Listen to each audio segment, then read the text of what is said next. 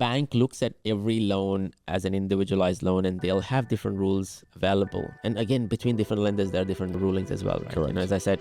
As you said, some banks would take the repayments as is, whereas others would apply risk premiums on top of it, right? And that's where the second tier and the third tier lenders basically are the favorites when it comes to investment lending and astute investors. So don't be scared of paying extra amount of interest towards especially some of these second tier or third tier lenders, knowing that the amount of growth that you're going to get out of these properties would outshine whatever interest rate that you're paying right now.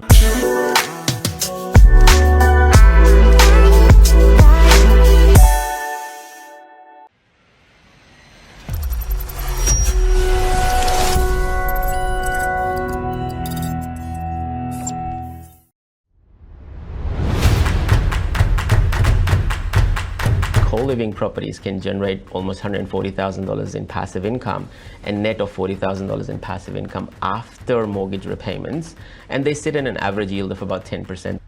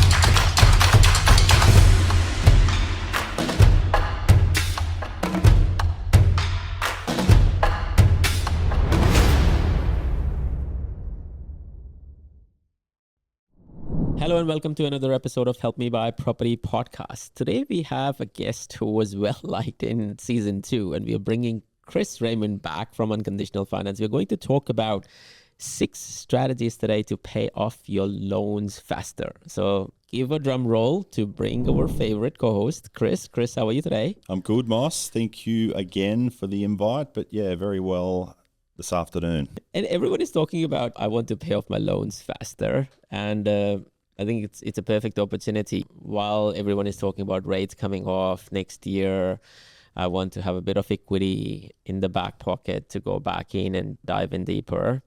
Let's kick off with the first strategy, which is one of the most basic strategies that every mortgage broker talks about. Pay fast, pay quick, more frequency. Yes. Yeah. I mean, topic, obviously, it's on everybody's tongues in the current environment, obviously higher interest rates and things like that. So topic 1 really is, like how do we actually pay off your home loan faster? We can look at different things like paying fortnightly instead of obviously monthly. You can look at things like paying weekly as well. And I guess for those that are home that are actually listening to this, fortnightly repayment, it's basically the monthly repayment divided by 2. Yeah. So if you do this on average over a $600,000 loan, you'll automatically save roughly around 6 years off your mortgage because you're making extra repayments each year. Yeah. And the same with weekly repayments as well, Moss.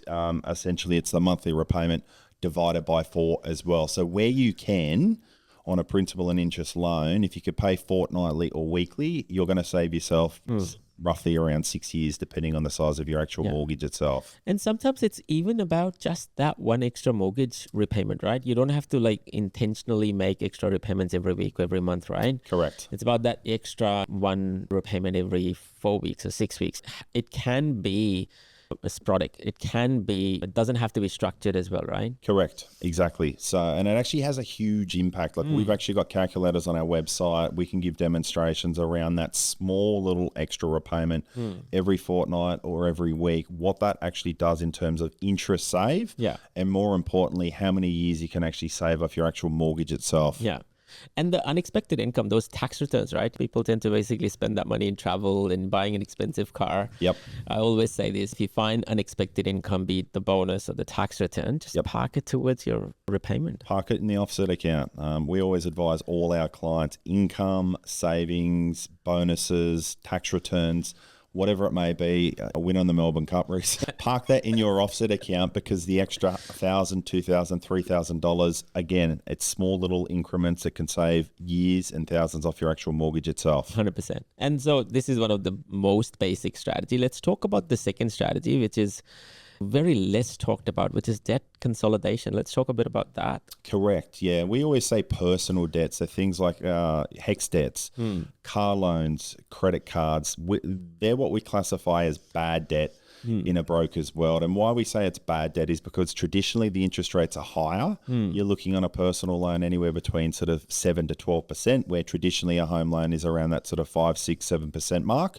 And most importantly, for those that are listening at home, the terms on those loans are much less than what a home loan is. So your car or your personal home loan term might be 5, 7 years traditionally. So the bank is assessing you over that loan over a higher interest rate over a shorter period. So I guess one of the strategies we use for a lot of our clients in order to extend their borrowing capacity is, do we look at consolidating those loans? Do we look at actually taking a bit of equity out, $30,000, clear the credit cards, clear the HEX debt, clear the personal loans? And that can have a huge impact north of 6 figures.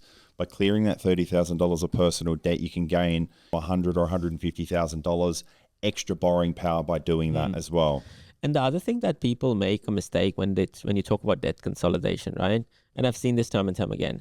You might be paying $500 or $1,000 a week in car repayments, and as soon as you consolidate it, yes, because the bank only wants a $200 repayment now, people naturally use that balance of the fund to spending their own money towards lifestyle choices. Yes. And I say to people, like, if you're used to spending that or paying that $1,000, just keep paying $1,000 and pay it off faster, right? Exactly. Yeah. We structure it in a certain way where any personal debts we consolidate, we don't roll into the actual home loan itself. So if it's $30,000 that we need to clear those bad debts, we actually set up a second loan split of $30,000 over a 30-year loan period. Now, Mr. Client, being yourself there, Moss, you don't still pay it back over 30 years. Still try and pay it off over 5 or 7 years. Yeah. But that one, you're going to pay it off quicker. Yeah. Because obviously the loan term's longer, your interest rate's lower, but more importantly, it has a huge impact on your actual borrowing capacity itself. And you have the flexibility of missing out a payment here and there because you have extra expenses, private school fees, or that unintended travel that came in. And that's the whole flexibility of having sustainable and a scalable property portfolio. Right? Yeah. Just touching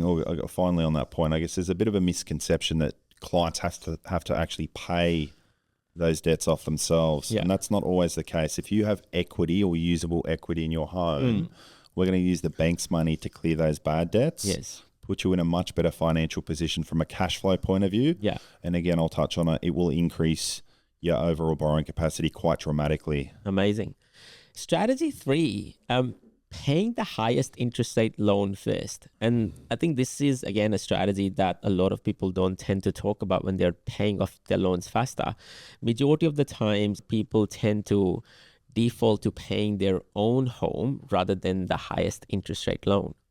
Correct. Yeah. And I guess it's human mentality and things like that. But higher, I guess, again, we've got calculators. We don't have calculators here today. However, the higher or the interest that you're paying on that higher interest rate loan, you might be making $10,000, $20,000, $30,000 a year in extra repayments just in 1 year, just depending on which lenders we take you with and stuff like that. So actually, potentially, and we do this with certain clients, depending on the actual strategy itself, like you said, pay off that higher interest rate loan first, reduce that down. Two things here. One is that gives us an opportunity in the future to actually refinance that higher interest rate loan to a first tier lender with a much lower interest rate. Yeah. But you're going to be saving yourself thousands in additional interest if you actually attack that one first. Also, we can attach the offset strategy to that as well. So not only are you paying off that higher interest rate loan, we've got your salary, we've got the rental income, we've got everything going to that offset account on that higher interest rate loan purely to reduce those repayments. And you can then obviously keep chipping away at that principal on those loans. And ultimately, it's a game of cash flow, right? When you think about it from a bank's perspective, the more cash flow that you have available, the better you're setting yourself up for investments out of things. Correct. Yeah. And what I always say to a lot of our clients, Moss, like a higher interest rate loan today, it's not going to be set there for 30 years. Sometimes we need to go to those higher interest rate loan banks to secure that next property. Look at it as a 12-month, 24-month strategy. Attack the interest. obviously get some capital growth, income goes up, rental income goes up, and then we've got obviously policies, favourable policies with banks to actually refinance away from that second or third tier lender to a major type lender. So, Definitely. yeah. It comes down to you buy a property, not a loan. So don't focus on the loan and the rate, because rates change, properties don't, right? So that's what it comes down to. Correct. Exactly, mate. Strategy 4 and 4, 5, 6, which is my favorites, are using the lazy equity in your house to generate higher cash flows or equity to pay down the debt. Now, let's explain this in a bit more detail about how do you go around using the lazy equity. One of the questions that viewers and listeners always ask is, hey, if I buy a property in a trust, how can I use the equity there? Yep. So let's open the question up a bit. Yeah, I mean, equity and usable equity is normally the difference between your bank valuation less what you owe on your actual mortgage. And then most banks will either lend a percentage of that, whether it's 80% or whether it's up to 90% as well. So lazy equity, like there's debt recycling strategies and things like that. So I guess I always say to a lot of our clients, the house, especially those that own their owner occupied property only, the house that you live in is not going to help you retire early. So we need to access that equity to create your wealth strategy outside of that principal place of residence. And then we can obviously look at using the equity to cover deposit and costs and things like that. Yeah. The other point you touched on before there, mate, is trust. There's a bit of a misconception out there that once you buy a property in a trust, you can't actually access the equity from that trust, which is, I won't swear, but it's not correct. I know personally for yourself, you've got several trusts. I've got several trusts as well. 100%. I use that equity to then obviously fund future deposits and costs depending on my investment strategy and keep actually moving forward. So lazy equity in your home, look at it that you can actually use that to create wealth, pay off your owner occupied debt sooner, retire early, whatever your actual end goal is. But to me, the mum and dad strategy of you just pay down your home, I've got $1 million on paper, big whoop. Yeah. What does that mean? You're still going to be working to 65. 100%. You need to use that equity. Yeah.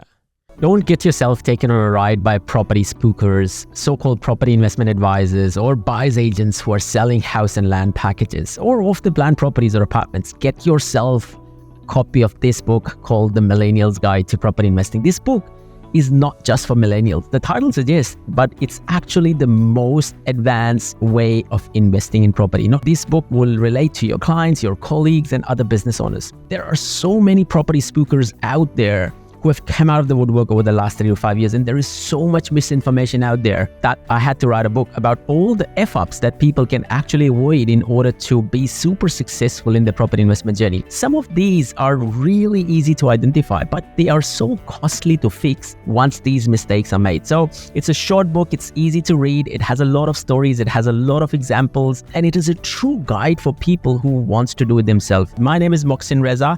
This is my story, and a lot of you will relate to parts of this story if you're not born in the riches and if you're trying to build a property portfolio that can last generations and help you improve your lifestyle along the way.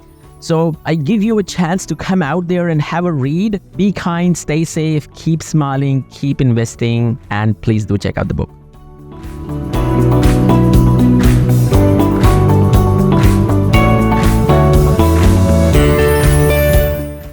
And I've said this out time and loud, and I think people do understand that the house that you're living in is a liability, not an asset, right? All it's doing, it's basically a roof over your head. Yep.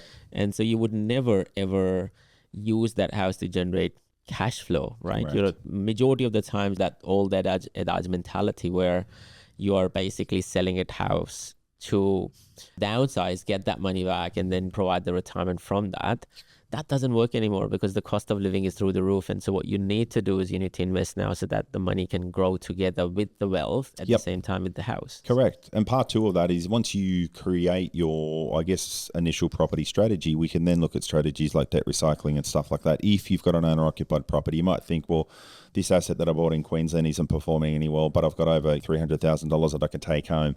We can then use that or sell that off and obviously pay down after tax, let's say $250,000 off that principal place of residence, and then look at debt recycling. So, and debt recycling is obviously taking out equity, which is then tax deductible to keep continuing and growing your strategy as well. So there's different little things that we look at, but lazy equity that you're not accessing is debt equity in my eyes. 100%.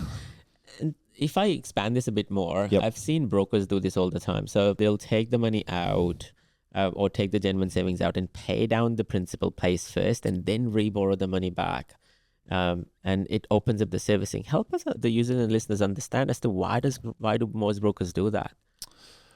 To pay down the owner-occupied loan. Owner-occupied loan. Yeah. I mean, very simply, there's good debt and there's bad debt. Okay, cool. We'll make it nice and simple for the listeners today. I guess bad debt is your home that you live in. There's no tax deductions, I should say, or anything like that. Investment debt, we classify as good debt. Majority of the time, it is obviously tax deductible depending on your actual structure itself. So what we try and do is in the banks also with investment debt automatically factor in negative gearing into their calculations as well, which improves your borrowing capacity. So what we try and do is obviously how do we get rid of that bad debt as quickly as possible and pay that down because there's no tax deductions in terms of the bank's calculations. Obviously, there's no rental income or anything like that attached to it as well. Yeah. And traditionally, your owner-occupied loan is on a principal and interest basis as well. A lot of banks we use, second, third tier lenders, take actual repayments when they're factoring in existing mortgages. Now, your investment debt traditionally is on interest only. So, again, if we're knocking down that loan with the higher repayments, principal is always higher than interest only. Again, that can have a major impact on your borrowing capacity because, higher repayments means less borrowing capacity with certain lenders. Yeah. Does that make sense? Yeah, definitely. Look, ultimately, what you're doing here is, from a bank size perspective, those two loans are not the same loans. From my perspective, I'm just trying to reiterate or re-narrate what you said. Bank looks at every loan as an individualized loan, and they'll have different rules available. And again, between different lenders, there are different rulings as well, right? Correct.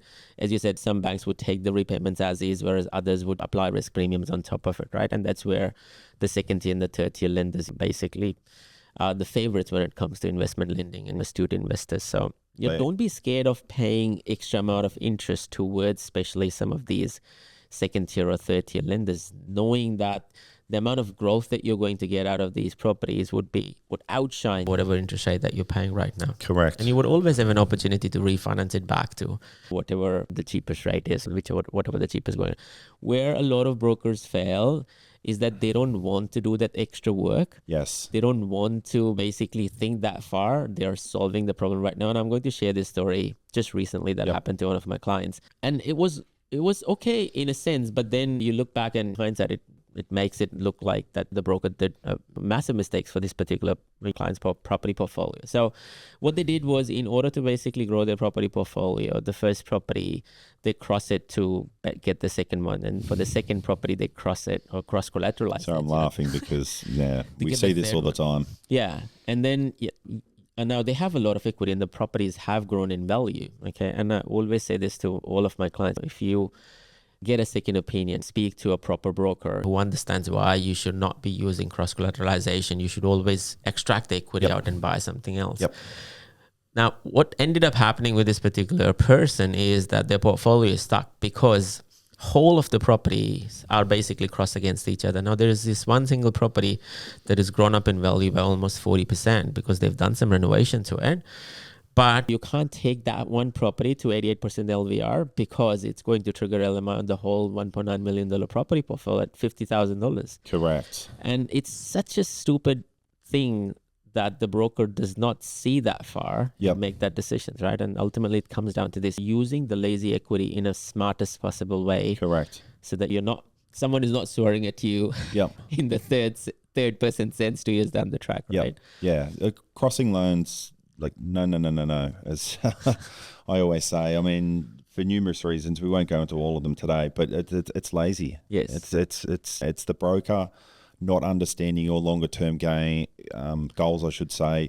It's the banker trying to trap you with their bank so you can't actually leave as well. And I guess what Moss said there is, rather than paying LMI, lender's mortgage insurance, on one loan to access that lazy equity to take it above 80%, your premium might be about $7,000 or $8,000, which you can add on top of your loan. The bank is assessing you over all the debt you actually have with that particular bank. So you might have $1 or $2 million all crossed together. The LMI on that might be 40 or 50,000, as you mentioned as well. So definitely get a second opinion if your broker is recommending crossing the securities. I have been a broker for 8 years now. Yeah. I've yet to see a reason why, not one. Just doesn't make sense. It doesn't make sense why they should be crossed at all. Yeah. So if you're getting that advice from your banker or broker, seek a second opinion, as we mentioned. 100%. Yep. Yeah. And as I said, they're not putting in the hard yards that they should in order to get you the right product and the right structure in place. Yeah. Strategy 5, and this is one of my favorite, and we've discussed this with your own personal property portfolio as well. Using super to your advantage in investing and catching the growth so that you can pay down the loans a lot more faster. What do you think about that? Huge growth strategy in a broker's world at the moment, especially in our business. SMSF loans, been around probably for 6, 7, 8 years now. Not much acceptance from banks, but they're getting a lot better around understanding the process and what's required. And I guess clients are looking at that now as an investment strategy themselves. Like you said, myself, my wife, we're negotiating finance due tomorrow, by the way, on our first SMSF purchase. And there's numerous benefits. I mean, we can't go into all the tax benefits, but from a lending perspective, anything you buy, so any debt held inside the SMSF doesn't impact your personal borrowing capacity. So if you're looking at borrowing in your personal name or your personal trust, that debt is isolated, that debt is excluded as well. From a tax perspective, I'm not an accountant, can't give official tax advice, but when you do reach retirement age, any gains you get in that property, traditionally you pay capital gains tax. You could sell that property if you choose. There is no capital gains tax on that as well. So it's a good strategy to use your lazy superannuation. We're seeing a lot of clients now, Moss, that might have $200,000 or $300,000 growing at 5%, if not less, in their lazy super funds, and you can actually get into an asset at 5, 6, 700,000, 100%, growing at 5, 10% with your team's expertise. Yeah. That's a huge advantage. And I think one of the things that people don't really think about when they're talking about super is that they might have a bit of lazy equity sitting in their own personal name, and it might not be enough for them to go out there and buy because their borrowing capacity is tapped, but they might have servicing available in super, and they can actually use that money. And again, please don't constitute this as tax advisor, super advisor, financial advice. Yes. But you can use that money to push it back into super and build your wealth there. A lot of people don't even think about that. They don't even go down that path. Correct. Because you have almost $30,000 of super that you can contribute without triggering major taxes, right? Which is the concessional contribution that you can make to super. Yep. And if you're husband and wife, you have $60,000 available to yourself. And you can go back, I think, 3 to 5 years of you accumulating that and pushing that back into super. You can claim that as a tax deduction in your personal name. Yep. And push that money into super and still basically grow wealth in super as well. So correct. I always think about this opportunity cost. I was having this discussion with a friend of mine just literally last week. Yep. Where I said to him, okay, your best case scenario in super is you getting 8% return. Okay. Yep. And that's cash on cash return, right? Yep. If a property grows by like 6% on average, that is a cash on cash return because you're using leverage of roughly between 18 to 25%. Like no retail fund can ever beat that return for you. Correct. Right? And so it's just such a low hanging fruit. And especially for people who are thinking about retiring early, or they have the financial independence targets and they want to hit 60 and basically retire, for example, then super is a perfect vehicle of choice because, as you said, a lot of these assets that you're building in there in super basically becomes tax-free as soon as you hit the preservation age, right? Correct. The other thing that a lot of people don't think about when you talk about super is that people do a lot of flipping in their personal name, exposing themselves to like 40% taxes, right? Correct. Where if you do the same thing in super, if you basically treat property as an asset class in super, yep, and if you buy and sell a property, your maximum tax exposure is only 15%. Correct. You take 33% discount, your effective tax rate is only 10%. Correct. That's the transactional cost of you selling a property in super. Correct. Why would you not sell, bring the money back, split the deposits into two and build your portfolio when you have a servicing available in super that is independent of your own personal servicing? Correct. Yeah. And you recently opened my eyes to this strategy because traditionally I thought, well, we'll buy our home. Yeah. We might have 25 years of working life left, myself and my wife, and we buy the first home and then obviously we sell it at retirement for the tax benefits. But yeah, you opened my mind to looking at shorter term strategies. How can we get into this market in 4 or 5 years, sell down, pay minimal tax, regain the profits to invest in a different or larger project? Yeah. So it's huge for that sense as well. Some quick facts from a lending perspective on SMSF lending. We've actually got lenders now that can actually go to 90%. Wow. Traditionally, it used to be 70%, then it was 75%, then it was 80%. Now we've got a lender that can actually go up to 90% as well. A misconception out there, or maybe a rule that people don't actually know, is you can actually bring two parties together to buy a property in separate super funds. So you might have your husband and wife, myself and my wife, and then your wife and yourself as well. And we can actually bring our SMSFs together or combine and join one SMSF as well. So if you think you're stuck, you can't do anything, we can run some different scenarios in that sense as well. And the other point is a lot of self-employed borrowers, i.e. me, haven't been paying tax, I haven't been paying super for the last sort of 5 or 6 years. Traditionally, banks want to see self-employed people making 1 or 2 years contributions before they will lend you. We've actually got a lender now that doesn't actually require that. They'll actually use a certain percentage of your taxable income. So if you're earning $180,000 on paper, they'll actually take 20% of that as your contribution towards your SMSF lending. So it's actually huge. Me, as an example, went from sort of having no borrowing capacity to a lender actually issuing a pre-approval up to $800,000 as well. So if you are self-employed, you think you're stuck, I haven't made any repayments over the last few years, there is an avenue forward for a lot of you clients out there. It's amazing. And I think the risk appetite keeps improving in this space, right? While the major banks are coming out and you don't see the NABs and the Commonwealth playing in this space. But there is a lot of serious competition that is happening with mid-tier and sub-tier lenders who are being very competitive when it comes to rates, have better products out there, and really want to push the boundaries when it comes to super investing. I see, like, if I take myself 3 years ago, there was limitations for every freaking suburb across Australia. It would be like, you can't invest here, you can't invest here. Now you see a lot of regionals opens up, a lot of suburbs where previously there was no lending available. Now the banks are ready to basically lend. They are. Yeah, they're very aggressive. So if you move, and I guess you move your mindset outside of a major type lender, there's normally a solution for most clients. I think last year, I think I placed 28 deals with 28 not 28 deals in total, but we used 28 different lenders all up. So yeah, it's using those smaller type lenders that have an appetite for different postcodes, have an appetite for SMSF lending and things like that. And there's a lot of stereotype in using mid-tier and third-tier lenders. Like, there was a client who was questioning me, I should not use these banks. They are so dangerous, that they're so scary to use. And my question to them was, so what happens if they go bankrupt? Your loan gets wiped off, right? Like, is that the worst case scenario?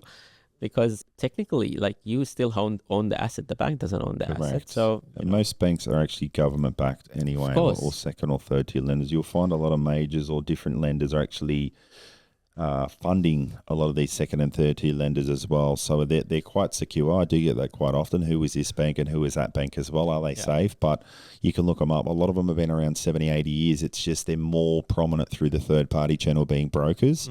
And again, it's solution lending. And I think the last 12 or 18 months, it's never been more important actually looking at the solution. How can we get you the lending responsibly, of course, to get you this next project, to get you this next property, etc. And I think, I mean, you look at Pepper about 6-7 years ago, and they had the name of, if you have a bad mortgage or a bad credit, we'll give you the loan. Versus now Pepper is like, okay, we are more innovative in solution side of things. So they have changed the positioning quite actively as well, that we are not the bank for giving bad credit, we're the bank for providing you better solutions. Correct. Yeah. So it's quite interesting and quite amazing. And it is. Yeah, as I said, from a third-tier lender perspective, don't be scared of not using these. And again, we have talked about this. Higher interest rate does not necessarily mean it's a poor choice of investment strategy. It just means that you're basically bypassing some of these lending choices, and you can always refinance some of these things to a better rate going forward. Correct. Don't miss the opportunity. 100%. Because I've seen firsthand clients sitting on the sidelines 2 years ago in Perth. We've all seen what the Perth market has actually done. Yes. I don't want to pay 0.5% higher. I don't want to pay 1% higher. Yeah. You've missed the opportunity. Perth's going 200,000, 300,000, 400,000 in certain suburbs as well, all because you're going to pay around $8,000 extra interest per year. Yeah. Yeah. You do the sums. So yeah, again, do it responsibly, but we can run those calculations. Your team, as an example, can look at, I guess, rental return versus interest expenses versus property expenses. Yeah. What's the net cash flow outlay? Do you need to obviously contribute to those repayments as well? And there's strategies around that as well, which we could talk another day on in terms of getting equity out to cover those shortfall repayments as well, not putting your hand in your back pocket as well. So yes. Strategy 6, and again, this strategy is not talked a lot, is choosing interest-only loans versus for investment properties versus principal and interest, and redirecting your principal towards investment properties. Let's talk a bit about that. How does this works? Why are people still going down the path of principal and interest and not choosing interest only, especially for investment properties where you don't need to really pay the principal there? You can redirect that principal towards your principal place of residence. Firstly, it's a mindset thing. I had a client yesterday. I did a Zoom with them, and we want to. It's just a mindset. We want to pay all our debts down, but again, you're costing yourself. And I actually did some sums and said, by not channeling the extra money into your PPOR, which is your bad debt, you're actually costing yourselves over 8 years on your mortgage. I think it's about $132,000 in interest or extra interest they're going to have to actually pay. So yeah, again, what is your strategy? Because the other thing I also see as well is you need a broker that actually understands your longer term strategy. And what I mean by that, particularly with your principal place of residence, Moss, are you actually going to be in that place forever? Are you going to sell that and upgrade? Right? Are you actually going to turn that into an investment in the future? Because there's a bit of a misconception out there. I'm going to turn it into an investment and buy the new principal place of residence. But what you're doing by paying the principal off, you're actually reducing that future non-deductible debt once it becomes an investment property. Correct. So again, understanding your strategy. So the ideal setup would be interest only and channeling all your extra money into the offset account, reducing the interest that way.